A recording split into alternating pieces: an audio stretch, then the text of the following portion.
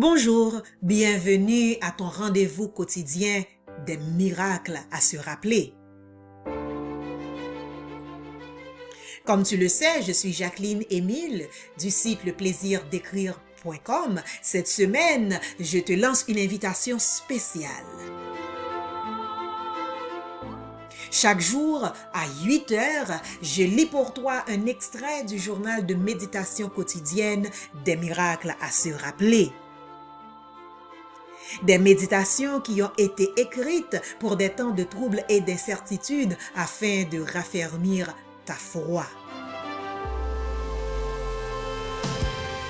Aujourd'hui, le titre de notre méditation, La femme invisible. Le verset de méditation se trouve dans Marc 5, verset 30. Jésus connut aussitôt en lui-même qu'une force était sortie de lui et, se retournant au milieu de la foule, il dit « Qui a touché mes vêtements ?» Marc 5, verset 30. La femme invisible. C'est intéressant que certains personnages qui nous enseignent des leçons importantes sur la manière dont Dieu fonctionne n'ont pas de nom dans la Bible.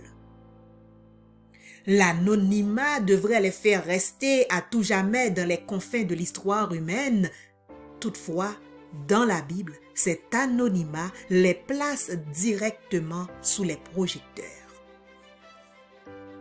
Aujourd'hui, nous allons nous rappeler l'histoire de guérison extraordinaire d'une femme dont la Bible ne mentionne pas de nom. Ce que nous savons d'elle, elle a passé des années à souffrir de règles abondantes. Elle allait de médecin en docteur dépensant tout ce qu'elle avait. Elle était fréquemment fatiguée, cette fatigue étant un symptôme de sa perte de sang constante. Elle était seule aussi. Vois-tu, dans sa culture, elle était considérée comme impure à cause de sa maladie. Tout ce qu'elle touchait ou tout ce sur quoi elle dormait était également impur. Si d'autres la touchaient, même pour un simple câlin ou une simple tacle sur l'épaule, ils devraient passer par un nettoyage cérémoniel complet pour redevenir purs. Quand elle a entendu parler de Jésus, cette femme a su qu'il pourrait la guérir de cette maladie. C'était un pari audacieux vu son état. Elle devrait rencontrer Jésus, mais ce dernier était toujours entouré d'une foule. Braver la foule, s'y faufiler, était le défi. Armée d'une détermination sans pareille, cette femme, nous dit la Bible, arriva cependant à Jésus. En étendant la main, elle toucha timidement la robe de Jésus. Elle a su à ce moment-là qu'elle était guérie et que Jésus était vraiment le Messie.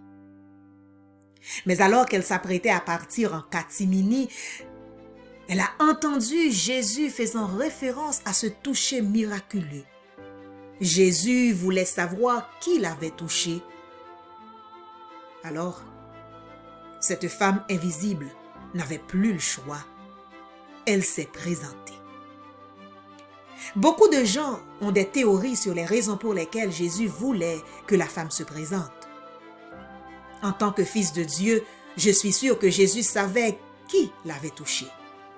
Alors, pourquoi s'arrêter et s'adresser à elle? Pourquoi attirer l'attention sur elle?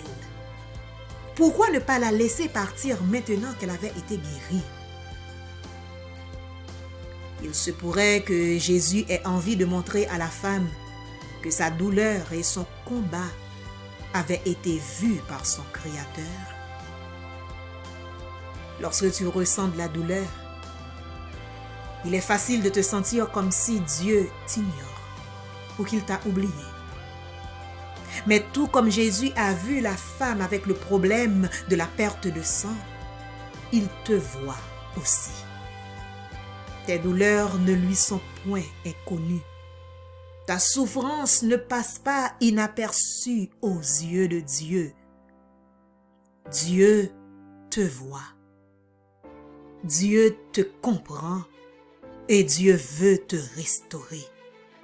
Si tu souffres dans l'ombre, il va peut-être te guérir, mais il se peut qu'il annonce à tout le monde que tu fais partie maintenant du rang des vivants. Dieu te voit et veut faire quelque chose pour toi aujourd'hui. Ma prière. Mon Dieu, aide-moi quand je me sens invisible à cause de ma souffrance, de me souvenir que tu es le Dieu qui voit. Tu connais mon histoire du début à la fin. Je ne suis pas invisible à tes yeux. Tu me vois, tu me comprends, tu m'entends. Permets que je demeure ancré dans cette certitude quand les autres m'oublient. Au nom de Jésus. Amen. Maintenant, c'est à ton tour d'écrire ta prière dans ton journal de prière. Entre-temps, je te dis à demain pour un autre épisode des miracles à se rappeler.